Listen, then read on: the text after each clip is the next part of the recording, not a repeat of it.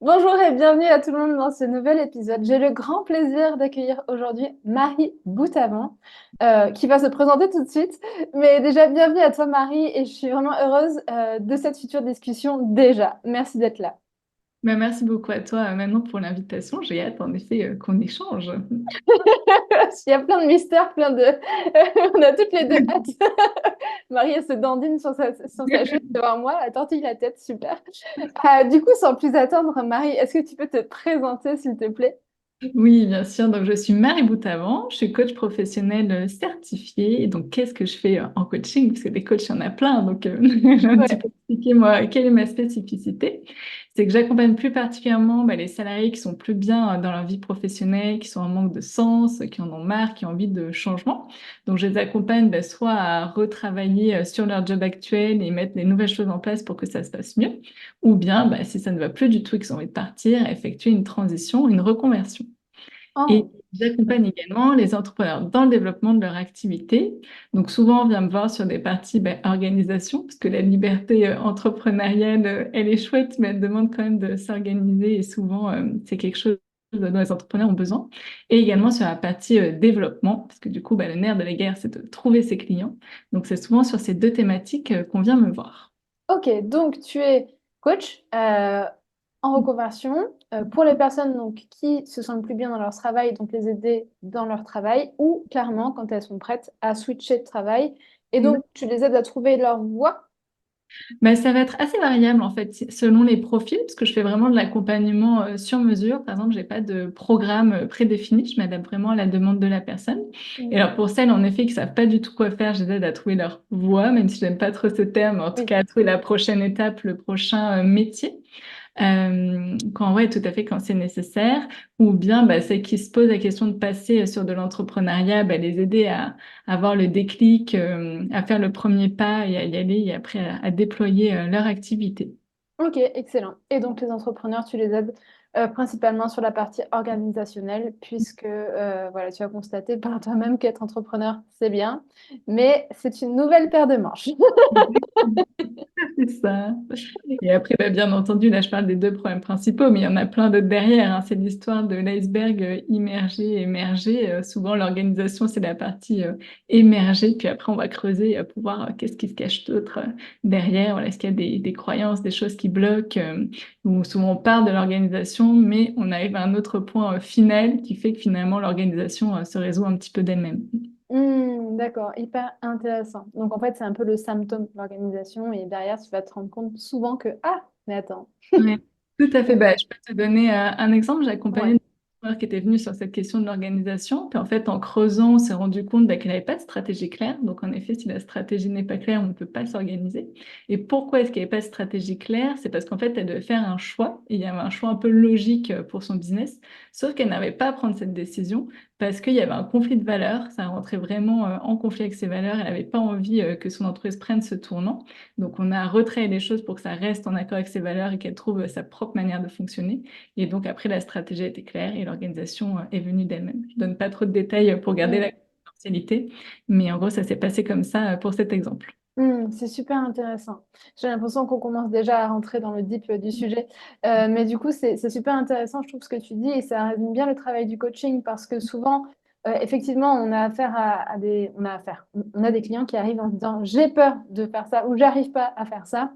Et puis, finalement, ce qu'on a l'impression qui est notre blocage, c'est pas là qu'est le blocage.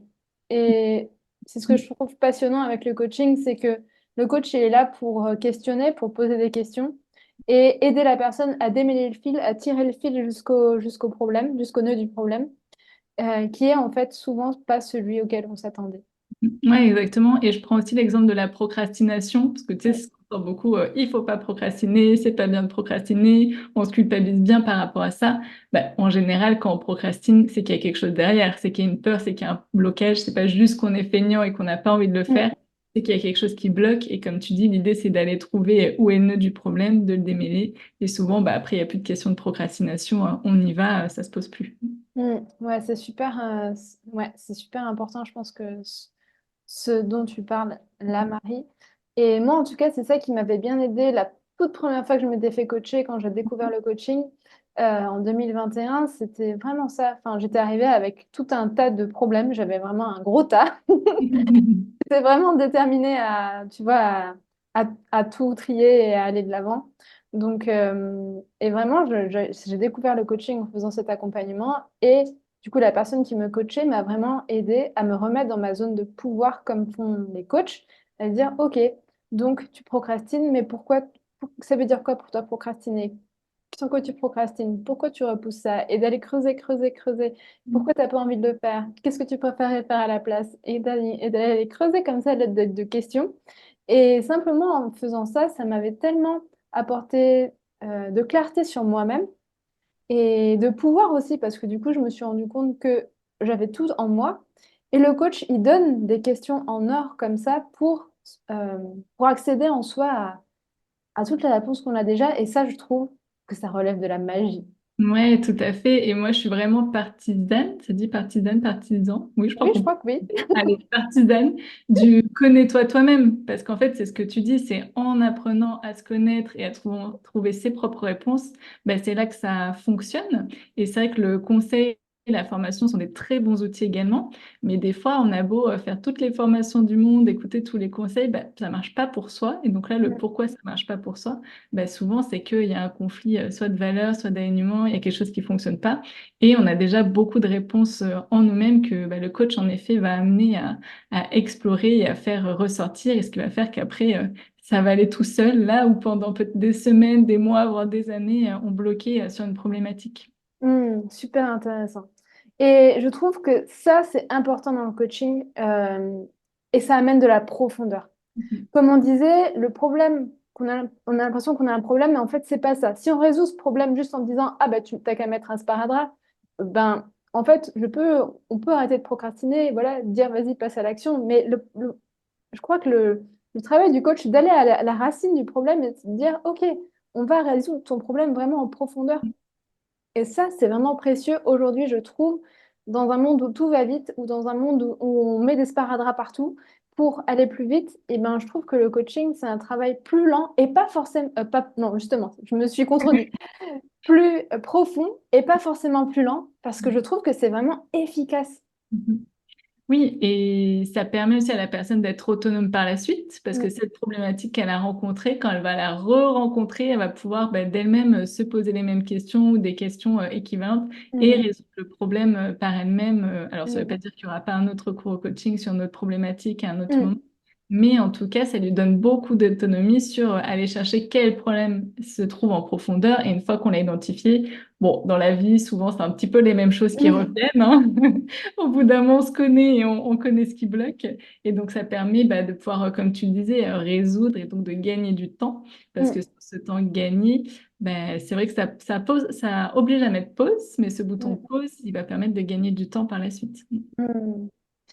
Bon, tu nous as fait une belle introduction au coaching déjà. Exactement. Qu'est-ce qui te passionne dans ton métier, Marie?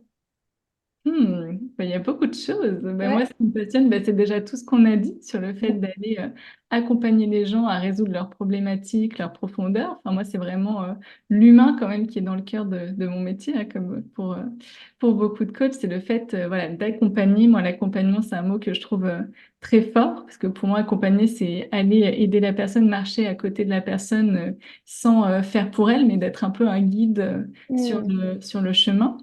Et c'est découvrir bah, la richesse de l'être humain et toutes les ressources qu'on a en nous. Moi, ça, c'est quelque chose que je trouve toujours assez hallucinant parce que, bah, évidemment, quand je pose mes questions, des fois, j'ai quand même des idées préconçues en tête, même si je ne les dis pas. Et finalement, la personne, elle va trouver quelque chose qui est 100 fois plus adapté pour elle. Et à chaque mm, fois, je me dis, waouh, mais c'est clair mm, que moi, avec mes idées préconçues, en fait, ça aurait pas été aussi puissant, ça aurait été pas aussi efficace. Et là, vraiment, cette personne, bah, elle a tellement de ressources. Et bah, souvent, quand les gens viennent et qu'ils sont perdus, ils voient plus ces ressources. Mais le fait de les mettre en exergue, de les mettre en valeur, bah, c'est ce qui leur permet d'avancer et que je trouve absolument mm, passionnant. Donc voilà, moi, pour moi, c'est vraiment la richesse de l'être humain. Comment est-ce qu'on peut évoluer? Parce que bon, je suis pas trop d'accord pour dire que les coachs, ils changent la vie des gens. Tu vois, ce truc mm, radical. Mais mm, en tout cas, bah, des fois, il y a quand même une très belle transformation qui ont cours hein, pendant les coachings ou même des fois après. Des fois, il y a le temps un petit peu de l'infusion, le temps que les mm, choses se mettent en place. Et de voir cette transformation et de participer à cette transformation, ben, pour moi, c'est hyper galvanisant et hyper positif. Voilà, d'avoir tous les retours positifs de mes clients qui m'expliquent ben, en quoi est-ce que le coaching et les outils mis en place leur ont permis d'évoluer. Ça, c'est mon plus grand bonheur. Hmm. Et parce que bah Excellent. voilà, moi j'adore l'être humain, j'adore échanger avec les gens. Je dis souvent pour rigoler, franchement, si je pouvais être payée à boire des cafés, à discuter avec des gens, je vivrais ma meilleure vie. Mais en fait, le coaching, c'est un petit peu ça, hein. On boit pas de Hmm. café, je propose pas de café dans mes accompagnements, mais le fait d'échanger et de découvrir des parcours de vie aussi, parce que chaque Hmm. personne a des parcours très très riches et ouais, avec des parcours multiples et des formes multiples, ça, vraiment, ça me tient très à cœur de découvrir ces différents parcours. Ok, donc tu es une curieuse des mondes intérieurs des humains. Exactement, on peut le résumer Mhm. comme ça. Oui, j'ai fait des grands raccourcis, mais j'ai l'impression que c'était ça, la puissance de la créativité à trouver ses propres ressources aussi. Ouais, ouais, Le ouais, fait de trouver, ouais, d'aller puiser la créativité, je crois, un peu chez chacun à trouver ses propres ressources. ouais, tout à fait. Ok. Et- ouais, vas-y, je te Noté. continue. Ok. Qu'est-ce que ça veut dire d'ailleurs pour toi d'être passionné? Est-ce que tu as une idée? Alors oui, je sais. Et Ouais, alors moi, j'ai une vision, je veux dire négative, mais c'est pas négative, mais assez tranchée sur la passion, parce qu'en fait, d'accord. moi, j'ai commencé ma carrière en tant qu'architecte d'intérieur. Donc, j'ai voulu faire ça depuis que j'étais lycéenne. Donc, vraiment, c'était une passion, c'était un métier passion. Et en fait, aujourd'hui, je regarde toujours ça avec beaucoup de méfiance, la passion, parce que déjà, si on prend la racine, alors je sais plus si c'est grec ou latine, peut-être que ceux qui connaissent pourront compléter, mais ça vient de la douleur, en fait. Et j'ai Ah l'impression bon? Ok. que, ouais, tout à fait, tu sais, on parle aussi de la passion du Christ, c'est le moment où il portait sa croix, donc le moment douloureux. Donc, en fait, la racine du mot passion, c'est la douleur. Et pourquoi est-ce que je parle de ça? C'est parce que, en fait, souvent, je trouve que parce que c'est la passion, il y a un peu cette injonction qu'on doit accepter tout et n'importe quoi. Moi, je me rappelle très bien pendant mes études, les profs nous disaient, bah là, vous faites un métier passion, donc c'est normal que vous ne gagnez pas beaucoup d'argent, que vous comptiez pas vos heures, etc. Et souvent, je trouve que la passion peut avoir un peu cet écueil de dire, bah, parce que je suis passionnée, pourquoi est-ce que je serais payée, pourquoi je Hmm. poserai pas de limite, etc. Et donc, je trouve que, tu vois, ce mot de métier passion, il est un peu dangereux quelque part. Peut-être dangereux, c'est un peu excessif, mais en tout cas, j'ai un peu de méfiance par rapport à ça. Et alors, je vais citer une référence. J'ai pas lu le livre, mais j'ai lu beaucoup d'articles à ce sujet. Et notamment, alors je reprends mes notes, hop, parce que je ne me rappelle plus par cœur. Oui, voilà, là. C'est Anne-Claire Gentialon, alors j'espère que je l'appelle bien son nom, qui a écrit Le piège du métier passion. Et en fait, elle est journaliste et il se trouve que journaliste, c'est un métier assez précaire parce qu'on a un peu de CDD en CDD, de mission en mission. Et en fait, elle a accepté beaucoup de choses sous le couvert du métier passion. Et donc ça, je tiens à le dire parce que souvent, j'entends mes clients qui me disent, mais moi, j'ai pas de passion, j'ai pas de métier passion. Et en fait, enfin, déjà, c'est pas grave, on n'est pas obligé tous d'être passionné et de vivre de sa passion. La passion, elle peut aussi s'effectuer en dehors du métier. Elle est pas obligée d'être dans le métier. Et je trouve que, tu vois, ce terme de passion, il est un peu dangereux parce que ça peut nous faire accepter un petit peu tout et n'importe quoi. Hmm. Donc, tu vois, je suis un peu méfiante vis-à-vis de cette Hmm. notion de J'entends. passion. La citation, Il elle y a dit plein quoi de du choses coup? très positives. Comment? La citation? C'est pas la citation, c'est un Ah, livre, du coup, ah le d'accord, ok. métier D'accord, passion. ok. Ouais, pas de Ok, souci. ok, d'accord. J'attendais la citation. C'est Non, pour non, non, ça. excuse-moi, pardon, c'est un livre qu'elle a écrit, donc j'ai pas lu le livre, Ok. mais j'ai lu plusieurs articles qu'elle a Hmm. écrits. Et tu Ah, vois, c'est à super l'opposé, intéressant. il y a Hmm. un autre livre que j'aime beaucoup qui s'appelle Comme par magie d'Elisabeth Gilbert. Donc, Elisabeth Gilbert, c'est celle qui a écrit Mange, Prix, Aime, donc qui a été Ouais. un best-seller mondial. Et là, dans cet autre livre, ça n'a rien à voir. C'est pas un roman, c'est on peut dire plutôt un livre de développement personnel autour de la créativité. Et donc, Mhm. Elisabeth Gilbert, elle est autrice. Elle a toujours voulu Mhm. être autrice depuis son plus jeune âge. Et en fait, ce qu'elle explique dans ce livre, c'est que bah, quand on va être auteur, quand là, pour le coup, c'est le métier passion par excellence, hein, on ne sait pas si on va être payé, si on va être publié, etc. Elle, Mhm. comment dire, son leitmotiv, son enseignement, c'est plutôt de dire, bah, en fait, faites un métier alimentaire pour payer vos factures et vivez de votre passion à côté. Comme ça permet qu'il n'y ait pas un peu de perversion de votre passion, déjà qu'il n'y ait pas cette crainte de je vais peut-être pas réussir à payer mes factures avec ma passion parce que de toute façon, elles seront payées par un job alimentaire, que de toute façon, le job alimentaire apporte quand même de l'expérience. Et bon, il se trouve qu'elle a eu la chance finalement d'écrire un best-seller et que ce soit publié. Mais tout ce qu'elle développe tout au long de son livre, c'est qu'en fait, la passion, elle peut aussi être vécue à côté de son métier et que c'est pas grave et qu'en fait, elle a une vision beaucoup moins tranchée, je trouve, Mhm. de ce métier passion. Et elle donne plein de conseils, plein de récits. Et vraiment, c'est un de mes livres préférés, je crois. Elle parle aussi beaucoup Mhm. de créativité, comment cultiver sa créativité. Donc voilà, c'est pour apporter un petit peu de nuance par rapport à ça. Et après, bien entendu, je ne dis pas qu'il ne faut pas vivre de son métier passion, hein. Ceux qui ont l'occasion de le faire, tant mieux. Et moi-même, je fais un métier passion. Mais je trouve que c'est quand même important, voilà, de mettre certaines limites malgré la passion. J'avais vraiment pas du tout ce côté de la passion, tu vois. Vraiment, je l'avais pas du tout dans mon spectre. Et du coup, c'est hyper intéressant de t'écouter parler de la possibilité de mettre sous couvert sa qualité de vie, sous couvert de ça, parce qu'on est passionné. Ok, c'est super intéressant. Du coup, soit ouais, parce qu'on est passionné, on ne doit pas gagner d'argent ou on ne doit pas se respecter ou respecter son propre rythme. Ah oui. Mhm. Soit on n'a pas de passion, donc on a loupé sa vie. C'est ça. J'ai l'impression que dans le discours ambiant, il y a un peu les deux extrêmes. Oui, Mais je vais quand même répondre à ta question, c'est quoi être passionné pour moi? Parce que oui. du coup, Ah j'ai oui, pas c'est vrai. vraiment, Oui, j'ai d'ailleurs. pas vraiment répondu. C'est quoi être passionné? Bah, ouais, c'est pas si facile de répondre. Bah, ce serait déjà de faire quelque chose qu'on aime, Mhm. pense, tout simplement, qui nous anime, et peut-être pour lequel on a toujours envie d'en apprendre plus. Moi, je sais que c'est ça qui me plaît beaucoup. C'est vrai que je te l'ai pas dit dans la question précédente, c'est le fait d'apprendre. Moi, j'adore apprendre de nouvelles choses. Et c'est vrai que le métier de passion, il me semble que ça permet de développer cette capacité d'apprentissage et de toujours en savoir plus. Mhm. Alors qu'un domaine qui nous intéresse moins, je sais pas, par exemple, bon, je suis de Toulouse, mais je ne suis pas du tout intéressée par le rugby. Bah, du Mhm. coup, je suis pas passionnée par ce sport. Bah, c'est vrai que j'aurais pas du tout envie d'en apprendre plus. Mhm. Et voilà, c'est le premier exemple qui m'est venu.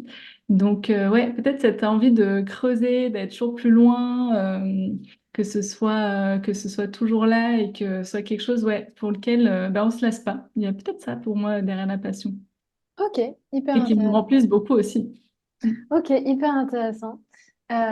Super, super intéressant. Du coup, là, en fait, du coup, je vais raconter un peu comment on s'est rencontré avec Bien Marie. On sûr. s'est rencontré lors d'une rencontre de réseau. Et puis après, on a bu un café pour faire plus connaissance. Et là, en fait, on s'est aperçu. Donc, toi, tu as un podcast qui s'appelle Transition douce, c'est Ouais, ça? tout à fait, c'est ça. Et moi, j'ai un podcast qui s'appelle Entrepreneur passionné. Et là, je me suis dit, mais attends, c'est incroyable quand même. On a deux visions d'entreprendre ou deux visions d'agir complètement qui paraissent en tout cas assez différentes. Et du coup, ça serait trop intéressant de discuter là-dessus sur nos différences d'intensité, en fait. Et du coup, là, la question se pose parce que voilà ta vision de la passion et le revers, voilà Ouais, c'est euh, un revers de la médaille, ouais, quelque part. revers ouais, que tu expliques et que moi, je n'avais pas du tout vu. Moi, justement, du coup, je vais donner ma version. Oui, Pour moi, vas-y. la passion, c'est vraiment. Bah, du coup, moi, je suis hyper passionnée. Je suis drivée par la passion tout le temps dans ma vie. Et dès que je suis plus passionnée, si je suis pas passionnée, par contre, ça marche pas du tout. Mais je me transforme en bourrique, en fait. Ça marche pas. Et donc, c'est vraiment un feu intérieur, moi, qui me drive et qui me, qui me pousse très fort, en fait, dans une direction, donc dans la direction que je souhaite. Là, par exemple, l'entrepreneuriat, c'est vraiment une passion pour moi. Donc je mange, je dors, je vis entrepreneuriat. Mais par contre, j'ai vraiment cette notion de moi-même, de me dire, OK, mais par contre, moi, je veux vivre une belle vie, je veux être épanouie, je veux me sentir bien, je veux gagner bien ma vie. Et du coup, je veux le beurre et l'argent du beurre. Parce que j'ai aussi compris que je pouvais l'avoir. Travailler avant pour me dire, attends, j'ai fait du développement C'est sûr. personnel, j'ai appris à me connaître, je sais ce que je veux. Euh, mais du coup, pour moi, la passion, c'est vraiment une force d'action, une puissance d'action, en fait. Et moi, je sais que ça me pousse très fort et ça me pousse à traverser mes peurs, à traverser les obstacles, à même mettre des œillères sur les obstacles et à y aller quand même. Voilà, donc moi, c'est ça que je vois de la passion. Et c'est ça aussi que j'admire chez des personnes qui sont passionnés, qui ont réussi aussi par passion. Donc oui, c'est souvent des artistes enfin, ou des sportifs qui pendant longtemps en fait ont travaillé pour pas grand-chose ou qui ont travaillé sans résultat, que ce soit sportif ou financier, et qui un jour, à force d'entraînement, d'essayer, ont réussi, ont percé. Et ça, je crois que c'est vraiment une force de caractère. Peut-être que c'est lié au caractère passionné. Et, hum, et voilà, moi, c'est ça que je vois et c'est ça que j'admire. Et en tout cas, moi, c'est comme ça que je vis depuis toujours, cette intensité-là. Et, euh, et, euh, et voilà, c'est ma vision de l'entrepreneuriat. Mais effectivement, j'avais pas vu du tout l'autre revers de la médaille. Mais c'est hyper intéressant et de toute façon, il n'y a pas de bonne réponse à Ouais. cette question. C'est ça qui est intéressant. C'est que toi, oui, tu vois vraiment la passion comme un moteur. En fait, pour Ah toi, c'est ouais, c'est un moteur. ça. Ça t'aide à être tenace, à tenir dans la Ouais. durée, à Mm, continuer. Et ça, oui, en effet, je te rejoins totalement là-dessus parce que, comme je disais, si c'est un domaine qui nous intéresse pas trop, en vrai, tu sais, c'est comme les hobbies, les cours de sport, etc. Si t'es pas mm, passionné, tu mm, t'inscris à la rentrée et après, tu laisses mm, tomber, deux mm, mois après. Et c'est vrai que quand il y a ce feu intérieur, en effet, c'est ce qui permet de durer, de continuer et de, bah, comme tu disais, il y a des grands artistes qui ont galéré pendant des années et mm, des années. Et un jour, bah, bam, ils ont réussi mm, à avoir du succès mm, grâce à leur travail, à mm, la chance aussi des fois, à la bonne rencontre mm, au bon moment. Donc oui, c'est clair, ça peut être aussi un gros moteur. mm. Donc voilà, le débat entre guillemets, hein, parce que c'est un débat très gentil à démarrer. Marie, quelle est ta vision de l'entrepreneuriat, si tu as envie de nous partager un peu de... Ouais, bien sûr. Ben, tu vois, ça évolue beaucoup. Donc là, je Mm. te fais une réponse au 26 juin 2024. Peut-être que dans quelques temps, ça aura encore évolué. Parce Ouais. que je pense qu'au début, quand je me suis lancée, pour moi, c'était un peu une fin en soi. Tu vois, c'était soit t'es entrepreneur, soit t'es salarié. Mais en gros, ouais, un peu comme une fin en soi. Mm, Aujourd'hui, je le vois beaucoup plus comme un moyen, finalement. mm, C'est un moyen ben, de mener un peu la vie qu'on veut. Parce que du coup, moi, dans mon podcast, j'interviewe des gens qui ont une vie sur mesure, entre guillemets. Parce que c'est toujours un petit peu ma quête, en fait, finalement. Comment se créer sa vie sur mesure, comment se créer une vie qui nous convient, qui est une réponse aujourd'hui, mais qui sera peut-être pas la même demain. Donc, l'entrepreneuriat, ça me paraît un bon moyen pour ça, parce que ça mm, permet quand même une flexibilité, alors, je pourrais dire une liberté, parce que je suis pas mm, trop d'accord avec cette notion de mm, liberté. Bon, chacun a sa définition propre, mais je suis pas sûre, moi, que l'entrepreneuriat, ce soit de la liberté. Donc, j'avais plutôt une flexibilité, parce qu'on a la flexibilité bah, de choisir ses sujets, de choisir dans une certaine mesure les gens avec qui on travaille, ses partenaires, etc. Et donc, du coup, bah, c'est sûr, ça donne beaucoup de latitude. Donc, je le vois comme un moyen d'avoir une vie qui nous correspond, qui nous ressemble, dans laquelle on se sent bien. Voilà, mm, de faire les choses qu'on a envie de faire, qui nous passionnent, mm, qu'on aime et ce pourquoi on a envie de contribuer également, et de prendre des décisions qui nous correspondent. Parce que moi, je sais que c'est ça qui me frustrait un petit peu dans le mm, salariat, c'est que des fois, bah, tu n'as pas trop le choix des décisions mm, qu'on te donne. Et donc là, bah, tu es quand même 100% maître de tes décisions. Et même si des fois, tu prends des décisions bon, bah, qui ne te conviennent pas à 100%, tu sais pourquoi tu les prends et quelle est la raison derrière. Donc, ouais, moi, je vois plutôt comme un outil, tu vois, presque finalement, de pouvoir mm, tester, créer des choses, voir ce qui nous convient, ce qui ne nous convient pas. Et dans la flexibilité aussi, pour moi, là, je vois de plus en plus de gens qui ont à la fois un job salarié et à la fois une activité entrepreneuriale. Et ça, je trouve que c'est un modèle qui est intéressant aussi parce que ça peut donner à la fois la sécurité, le confort du salariat et après la créativité, la flexibilité de l'entrepreneuriat. Donc, tu vois, c'est pour ça que je parle de moyens, parce que maintenant, pour moi, les deux peuvent se combiner et ça peut très bien correspondre à certaines personnes. Et par contre, bah, d'autres voilà, qui veulent beaucoup plus de flexibilité, de leur liberté, ben, l'entrepreneuriat là, sera un outil parfait pour ça parce qu'il y a beaucoup modularité, de mobilité dans cet outil. Ok, Voilà un petit peu comment je vois les choses. ok, entendu. Du coup, pour toi, ta vision de l'entrepreneuriat, c'est que c'est vraiment un moyen de vivre une vie qui te correspond à 100%, sachant que c'est une vision qui est aujourd'hui, au mois de Ouais. juin en 2024, et que sans doute que dans 2 mois, ça aura changé. Ouais, Aujourd'hui, tu me reposes la question dans 2 mois, on verra où j'en serai d'ici là. oui. Et du coup, oui, toi, finalement, ce qui t'intéresse, c'est vivre une vie plutôt sur mesure, Et du coup, tu te questionnes un peu sur les business models, sur comment modeler finalement ton travail et ta vie à Ouais, c'est côté ça. pour te sentir au mieux possible. Et après, c'est aussi que, bah, tu vois, dans le coaching, c'est assez difficile d'en faire en tant que salarié. Souvent, les coachs en interne, ils ont plutôt des fonctions RH dans des gros groupes. Donc, moi, ce qui n'était pas mon parcours et ce que j'avais pas envie de faire. Donc, il y a aussi le fait que je me suis mis à mon compte parce que il me semble que j'avais pas trop d'autres choix. Alors après, je suis quand même très contente d'être à mon compte. Il n'y a pas de souci là-dessus, ça me plaît bien. Mais tu vois, c'est aussi pour ça que je parle de moyens. C'est qu'en fait, j'avais envie de faire ce métier. Et finalement, bah, il n'y a pas 36 solutions pour être coach. Ça se fait quand même plutôt en individuel à son compte et c'est assez difficile d'être salarié dans ce domaine-là. Ouais, je comprends. Ok. Mais bon, après, j'ai toujours entrepris et j'ai toujours lancé plein d'autres projets entrepreneuriaux qui pour beaucoup étaient des échecs, mais c'est pas grave, j'ai appris par la suite et mon père est entrepreneur, donc il y avait quand même un petit truc autour de moi qui faisait que j'avais bien envie de tenter l'aventure à 100%. Ok. Je fais un petit move, Marie, parce qu'il y a du bruit dehors. Et Moi, voilà, j'attends. mais c'est bon. Je- Chers auditeurs, sachez qu'il y a un déménagement en cours, mais rien de grave. On arrive. C'est les petites pauses, le temps de boire un petit verre d'eau, un petit café selon l'heure de la journée. Euh, ok, du coup, vraiment, l'entrepreneuriat pour toi, c'est un moyen et le coaching, c'est...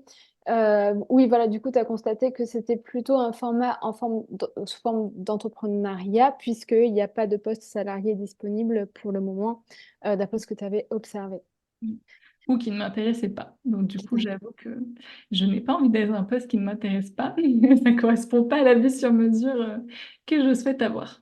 Ok, entendu. Et du coup, en tant qu'entrepreneuse aujourd'hui, est-ce que tu sens que tu as une philosophie qui t'appartient? Est-ce que tu as une philosophie dans ta manière d'entreprendre? Est-ce que voilà, est-ce que tu pourrais nous parler un peu de... Ouais, bien sûr. Ben là encore, tu vois, je te fais cette réponse aujourd'hui. Peut-être que ça évolue. Enfin, non, je pense pas que ma réponse évoluera, mais je peux te dire plutôt le cheminement que j'ai vis-à-vis de ça. Au début, quand je me suis lancée, voilà, je me suis lancée, je voulais que ça aille très fort, très vite, que Hmm, j'ai tout de suite beaucoup de résultats, etc. hmm. Et en fait, bon, tout ne s'est pas passé comme prévu. Ça fait un petit peu plus J'étais de comme toi, 2 hein, ans. je te jure, j'étais comme toi. Je pense qu'on est tous comme ça, surtout Ah, maintenant bercés par les réseaux sociaux. Et bon, au bout d'un moment, je me suis ouais. dit, bon, il va falloir quand même un petit peu de temps pour que ça se développe, cette Moi, histoire. c'était même pas les réseaux sociaux. Moi, c'est Ah oui? vraiment, je continue avec ma force de caractère là. Tu sais, dans les profils disques, il y a, je sais pas si tu connais les quatre là. Je vois. Je crois que j'ai une bonne partie de rouge, tu vois. Et Ouais, c'est du moteur. coup, j'ai une force de caractère, enfin, de détermination vraiment. Où parfois, c'est difficile même pour moi parce que du coup, ma force de détermination, elle est équivalente à ma force de frustration. Donc, Ouais. au départ, comme tu dis, quand on y va tête baissée et qu'on fonce tout droit dans le mur à toute vitesse, ça fait mal. Ouais, exactement. Bah, moi, j'avoue, j'ai une grosse redescente. À moi, je me suis dit, ah ouais, ok, ça va quand même prendre plus de temps que prévu. Et je suis très, très impatiente. C'est un travail personnel que la vie a mis devant moi, mais j'ai envie que les choses aillent vite. Je supporte pas trop que ça prenne du temps. Ouais, on est pareil, ouais, Ah, je voilà, comprends très bien. l'entrepreneuriat me demande beaucoup de travailler sur ce sujet-là. Alors, ça ne veut pas dire que je ne fais rien. Bah, au contraire, comme toi, je mets beaucoup de choses en place et je suis beaucoup dans l'action et la proaction. Mais oui, gérer cette impatience. Et donc, voilà, je te disais au début, c'était voilà, y aller à fond. Et enfin, ça ne veut pas dire qu'aujourd'hui, je ne vais plus à fond. Mais c'est plus ça ma philosophie. Aujourd'hui, ma philosophie, c'est en fait de faire de moi ma priorité. Parce que Hmm, je trouve que dans le premier, on peut très vite s'oublier derrière son projet. Tu vois, on n'en parle pas beaucoup, pas assez, je trouve, mais du burn-out entrepreneurial. hmm, Alors, je connais des gens qui sont vraiment cramés hein, en tant hmm, qu'entrepreneurs, qu'ils aient beaucoup d'activités ou pas. Même des gens qui ont peu d'activités, il y en a qui se crament aussi. Enfin, beaucoup d'activités, je veux dire beaucoup de clients qui font beaucoup de choses, mais il n'y a pas beaucoup de clients. Et donc, du coup, voilà, moi, c'est que je sois ma priorité. C'est-à-dire que bah, j'ai fait un petit burn-out il y a 2 ans et du coup, je ne souhaite pas en faire un autre. Donc, je hmm. suis très claire là-dessus. Et tu vois, quand je te parle de moyens et de mener sa vie sur mesure, si à un moment l'entrepreneuriat, ça ne me convient plus et que je dois retourner au salariat, bah, c'est pas du tout, ce sera pas un échec pour moi parce qu'en fait, c'est ma philosophie de vie de manière générale. En fait, c'est me respecter moi, respecter mon rythme et respecter qui je suis. Hmm, Alors, ça veut pas dire que, bien sûr, des fois, je suis fatiguée, je me lève quand même et je fais quand même hmm, ce que j'ai à faire. Alors, ça veut pas dire hmm. que je m'écoute tout le temps à 100%, Mm. mais en tout cas de mettre quand même mon bien-être et mon équilibre en priorité. Alors, ça dépend, ouais. Il y a quand même beaucoup de nuances, hein, parce que ça dépend des moments. Il y a des périodes où je dois être plus à fond, ben, je suis Mm. plus à fond. Des périodes où je peux mettre un petit peu plus d'équilibre. De toute façon, l'équilibre, c'est une recherche perpétuelle. Il n'y a Mm. jamais d'équilibre parfait. Mais Mm. en tout cas, quand même toujours préserver mon bien-être et mon énergie du moment au maximum. Donc, c'est plutôt Mm. la philosophie, ouais. C'est attention à ne pas s'oublier et oui, à garder en tête quels sont ses objectifs et ses projets à soi, parce que je trouve Mm. qu'on peut vite être noyé dans les propositions qu'on nous fait à droite, à gauche, et rester quand même centré sur c'est quoi nos objectifs, c'est quoi notre pourquoi. Mm. Donc, bah, dire non, en fait, voilà, Mm. ça veut dire non aux sollicitations, aux demandes, pour Mm. bah, rester focus sur nous, ce qui nous anime et là où on veut aller. Mm. Super intéressant. Merci de dire ça, du coup, Marie. Parce que je pense que d'autant plus lorsqu'on est accompagnant, Mhm. c'est important en fait de prendre soin de soi et juste pour la qualité de notre travail, avoir une bonne qualité d'énergie pour les gens qu'on accompagne aussi, euh, parce que l'énergie fait énormément dans le travail de coaching, dans le travail d'accompagnement. Et l'énergie est contagieuse en fait, qu'elle soit positive ou négative, Ouais. enfin bonne ou mauvaise, ou fatiguée ou électrique ou j'en sais rien. En fait, on transmet ça. D'autant plus lorsqu'on accompagne tous les jours déjà dans la vie quotidienne. Moi, je crois qu'on devrait se responsabiliser de son énergie, même si c'est impossible de tout le temps être voilà, Oui. parfait, tout bien. Mais je crois que c'est une responsabilité à avoir. Mais d'autant plus lorsqu'on a des métiers d'accompagnant comme les nôtres, prendre soin de son énergie et apprendre à se faire passer en premier, je pense que enfin, c'est indispensable en fait. Ouais, Sinon, bah, ça dégrade la qualité de notre travail. Et puis, comme tu le dis aussi, si on ne prend pas soin de notre énergie, on ne prend pas soin de notre entreprise aussi parce que la qualité des actions qu'on va entreprendre ne sera pas aussi bonne. Et ouais. pareil, je dis ça, et moi aussi, enfin, voilà, je suis une tête brûlée, donc je me crame en permanence. J'apprends aussi, tu vois. Et donc voilà, je dis ça, mais moi, je suis comme vous, en fait, hein, je suis dans le même bateau, j'apprends aussi tous les jours. Mais Oui. important Il n'y a pas de réponse parfaite, hein. On fait Oui. comme on peut au fur et à mesure et au fur et à mesure, on connaît de mieux en mieux ses limites. Mais des fois, il Mm, n'y a aussi pas le choix. Il y a des mm, deadlines, des choses à faire et bon, ben, on mm, y va et, et c'est important qu'il y ait un temps de récupération derrière. Mais des fois, il n'y a mm, aussi pas le choix. Je veux mm. pas dire, c'est justement là aussi dans la liberté, c'est pas cuicui des petits oiseaux et tous les matins, je m'écoute. Mais j'essaye de le faire au maximum. Je voyais Blanche-Neige là quand tu parlais. C'est ça. Non, parce que je trouve qu'il y a un peu cette défiance dans le développement personnel, de tout le temps s'écouter, Ouais. Mm. et oui, c'est important de s'écouter, mais des fois, c'est aussi pas possible. Et bon, ça dépend des moments. Oui, et puis c'est bien aussi quand il y a des hauts et des bas, c'est vivant. Moi, j'aime bien aussi quand c'est pas facile, que oh là là, il y a des défis, des challenges, que il y a du rythme un peu. C'est bien, c'est stimulant en fait.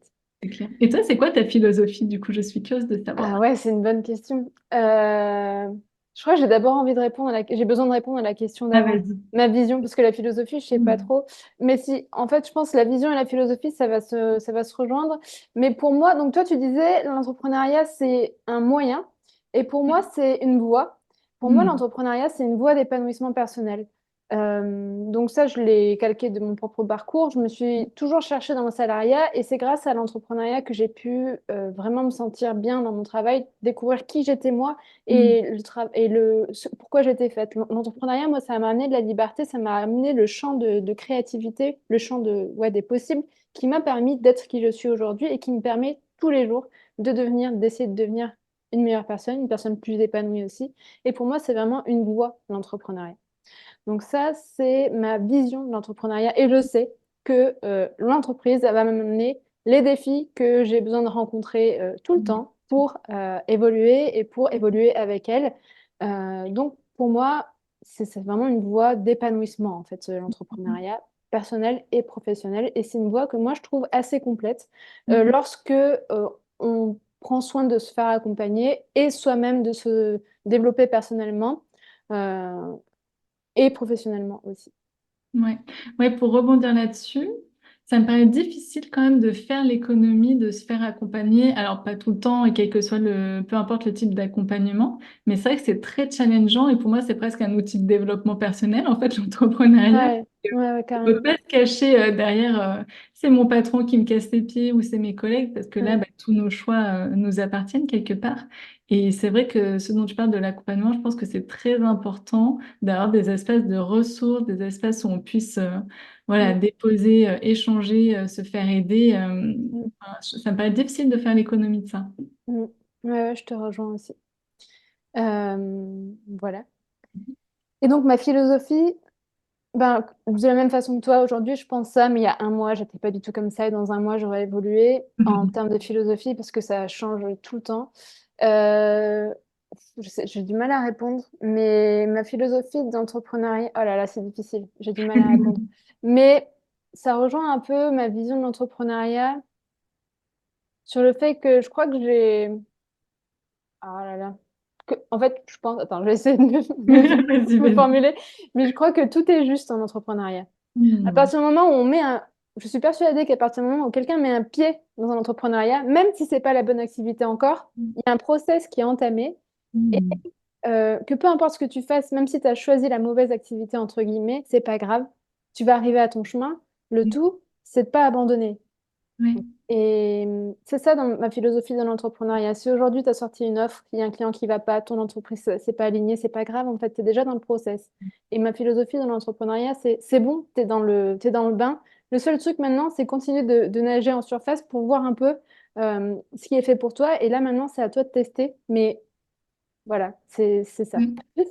Ouais, je suis tout à fait d'accord avec toi et ça rejoint un peu la notion de temps dont on parlait. En fait, il faut quand même un peu du temps pour tester, voir ce qui marche, voir ce qui marche pas, voir avec quoi on s'enligne, qu'est-ce qui nous va, qu'est-ce qui nous va pas. Et c'est là où cette question de temps, ben, ça me Mm, paraît difficile en fait de trouver tout de suite la bonne offre, le bon public. mm, Tu vois, c'est là où ce qu'on mm, voit un peu sur les réseaux, je pense mm, que les gens mm, oublient de nous dire quelques petites étapes par lesquelles mm. ils sont passés avant. Ouais, c'est vrai qu'on pourrait rappeler que souvent les personnes qui, on pense, ont réussi du jour au lendemain, ça fait des Mm. années, voire Claire. 10 ans qu'ils sont en train d'essayer des trucs. Ouais. Ils parlent que de l'entreprise qu'ils ont lancée il y a 6 mois, mais en réalité, ils ont certainement fait cracher 3 entreprises avant, et ils étaient dans le marketing des réseaux avant, et avant, ils étaient agents commerciaux. Ils ont forcément, enfin forcément, pas forcément, je ne peux pas faire de généralité, mais n'oubliez pas d'aller creuser les parcours des personnes que vous admirez, parce que c'est rarement aussi facile que ça en a l'air. Mm. Ok, très bien. Moi, cette philosophie de la voix, je trouve que c'est très intéressant. Ah oui, ok, ok, oui, oui, ben voilà, c'est partagé. Alors maintenant, on va débattre, Marie, si tu es prête. C'est le moment du débat. Comment on fait, alors c'est la question à 2 millions d'euros. D'après toi, comment on fait pour entreprendre avec douceur lorsqu'on est passionné par son domaine? Hmm. Ben, ça revient un petit peu à ce que je disais avant. C'est-à-dire, pour moi, en fait, la douceur, ça veut juste être doux avec soi-même et se respecter. Hmm, Pas du tout dire qu'on peut pas y aller à fond, parce qu'en fait, des fois, enfin, au début, on a le feu, on a envie d'y aller à fond. Et ce serait dommage quand même de réfréner ça en disant, faut que j'aille doucement, faut que j'aille lentement. En vrai, si on a envie, faut y aller à fond. j'adore.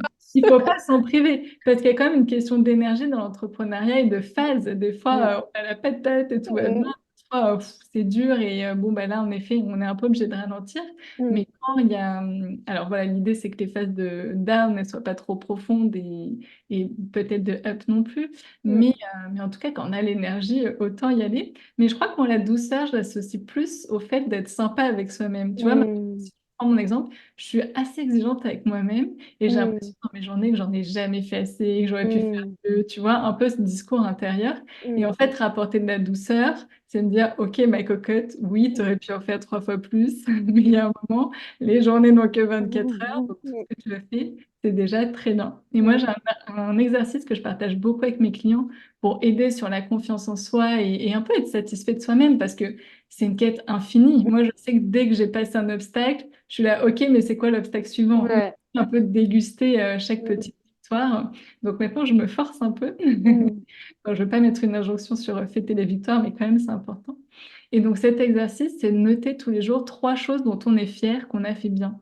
Et en Mm. fait, il y a toujours 3 choses. Et c'est pas forcément des trucs de dingue, hein. Moi, des fois, c'est j'ai préparé un bon repas, hein. C'est pas toujours des Mhm. choses liées à l'entrepreneuriat, mais c'est quand même plutôt lié à mon domaine d'activité. Mais le fait tous les jours de poser ça, ben, ça permet de un petit peu Mm. redescendre. Dire, OK, à chaque jour suffit sa peine. Aujourd'hui, j'ai fait ça. C'est déjà très bien. Demain Mm. est un autre jour. Nous verrons.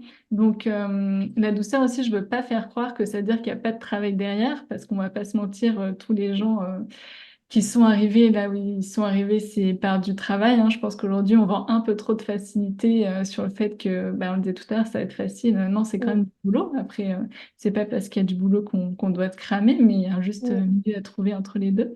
Mm. Donc, moi, c'est plutôt à ça que j'associe la douceur, tu vois.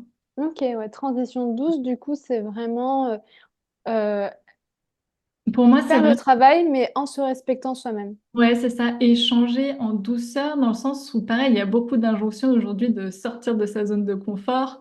Et alors, oui, il y a certains moments où c'est nécessaire de sortir de sa zone de confort, mais moi, je préfère plutôt l'expression élargir sa zone de confort. C'est-à-dire, Mm. si j'ai le vertige, je vais peut-être pas tout de suite aller sauter en parachute. Alors, il y en a qui le font, que ça va beaucoup aider, mais quand même, la plupart des gens, ils ont besoin d'y aller étape par étape, petit à petit. Et en fait, c'est plutôt comme ça, moi, que je vois les choses, sur le fait Mm. que ben, je ne sais pas si tu es terrorisé de faire du phoning et d'appeler des gens. Ok, Ouais. ben, fixe-toi un objectif d'appeler une personne par jour, puis deux, puis trois, puis après tu vas être tellement à l'aise que ça va se faire tout seul, tu vois. Enfin, moi, je sais Mm. que dans mes précédents postes, j'ai fait beaucoup de phoning. Aujourd'hui, c'est un truc qui me pose plus du tout de problème, alors qu'au début, bah, évidemment, comme tout le monde, c'est pas très confortable, c'est pas très agréable, etc. Mm.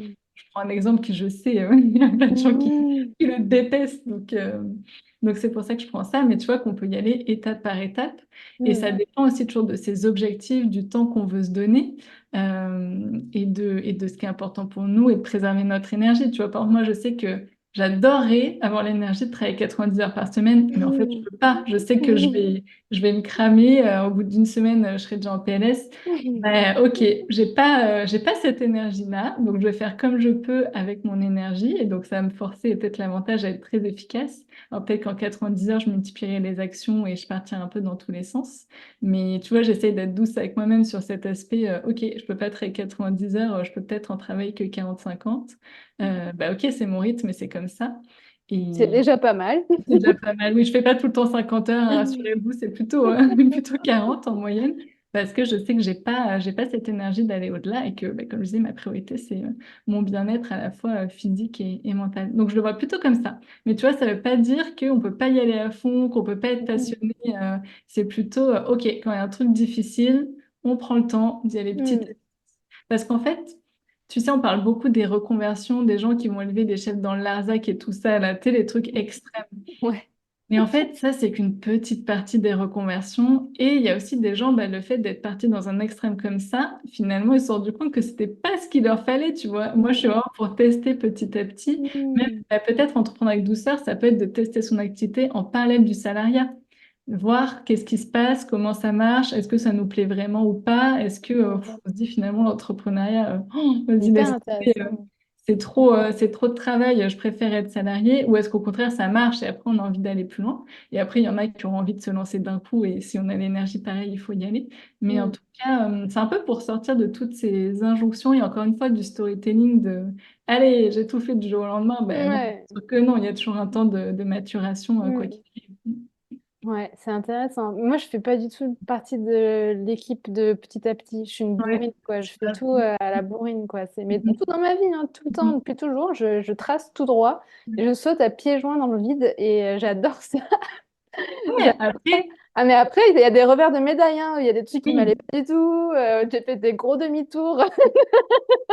pas grave, parce que c'est ton mode de fonctionnement. Et si ça Ouais. te plaît, et toi, tu dois aussi attirer à toi des clients qui viennent chercher ça chez toi. Moi, Mm. j'attire plutôt des clients qui, justement, ont envie d'y Mm. aller étape par étape, qui ont très peur, qui ont beaucoup Ouais.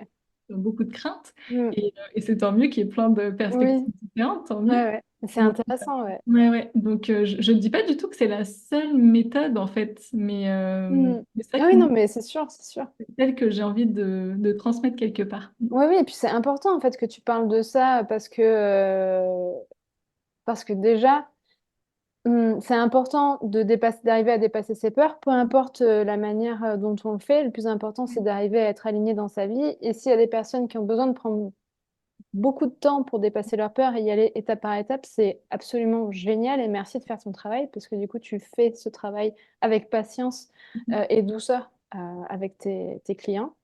Et en fait, le plus important, c'est d'être à l'aise dans sa vie voilà, et de dépasser ses peurs lorsqu'on sent qu'elles nous freinent dans notre vie et qu'on a envie de les dépasser. Donc, ouais, je suis d'accord avec toi. Il n'y a pas de... Ouais. Et si tu Chacun, je as trouve envie de son... sauter dans le vide, allons-y, sautons dans le vide. Prenons des risques aussi. Avec élan, Exactement. j'adore. Marie, comment on fait pour te retrouver et travailler avec toi? Eh bien, on peut m'écrire directement sur Instagram. Donc, le compte Instagram, c'est Transition douce au pluriel, ou sur LinkedIn avec mon nom Marie Boutavant, ou par mail ou par téléphone. Mais souvent, le premier biais par les réseaux sociaux est pas mal pour voir déjà un petit peu ce que je fais et ce que je propose.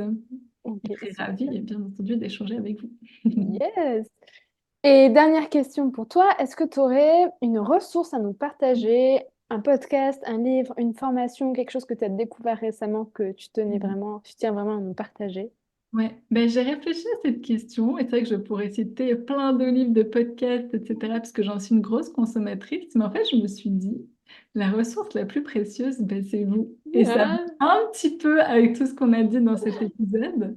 C'est-à-dire, ben, OK, quand j'ai telle difficulté, qu'est-ce qui se passe? Pour quelle raison est-ce qu'il y a cette difficulté? Alors après, bien sûr, je peux aller rechercher de la ressource à l'extérieur, soit avec un coaching, un livre, un podcast aussi, hein. Moi, je me mm, suis beaucoup nourrie des podcasts. Des fois, quand j'ai des difficultés, je tape les mots-clés de ma mm, difficulté. Ça m'apporte des réponses aussi. Mais d'abord, vous interroger, ben voilà, comment je vais aujourd'hui, qu'est-ce qui se passe chez moi aujourd'hui.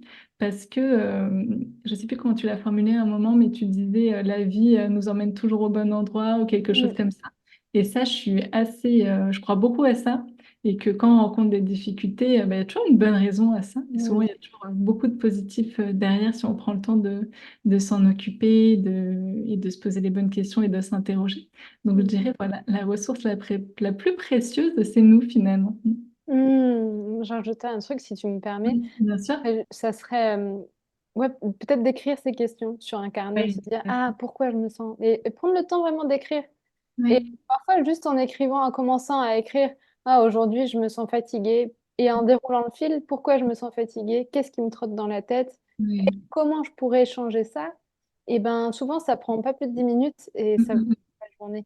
Ouais, ouais, je suis entièrement d'accord. Bah ouais, alors, moi, j'ai jamais réussi à faire du journaling, tu vois, écrire Ah, tous c'est les vrai. jours mes pensées. Par contre, quand ça va pas, c'est vrai que je le fais d'écrire un peu de poser à plat tout ce qui se passe dans ma tête. Et souvent, juste ça, ça suffit à débloquer le problème, en fait. Ouais, c'est dingue. En écrivant, je trouve la réponse, je suis là, bon, bah, ok, allez, ça va mieux et je passe à autre chose. Et ouais, prendre le temps, en effet, de poser toutes ces questions, tout ce qui se passe dans notre tête, parce que c'est vrai que des fois, ça tourne un petit peu en boucle. Et le fait de le poser, ben, on arrive à voir d'autres choses qu'on n'arrive pas à voir quand ça tourne juste dans notre tête. Merci Marie pour ton temps. Ben, merci beaucoup à toi pour cette interview et à bientôt. À bientôt Marie. Merci. Ciao. Merci à toi d'avoir écouté cet épisode jusqu'au bout. Si cet épisode t'a plu, n'hésite pas à laisser ta meilleure note sur ta plateforme d'écoute préférée et même de laisser un commentaire. Ça pourra inciter peut-être d'autres personnes à écouter cet épisode et peut-être à l'aider. D'ailleurs, si tu penses à quelqu'un que cet épisode pourrait aider, n'hésite pas à lui partager. Quant à moi, je te souhaite une super suite de journée, fin de journée et je te dis à bientôt pour un prochain épisode. Ciao.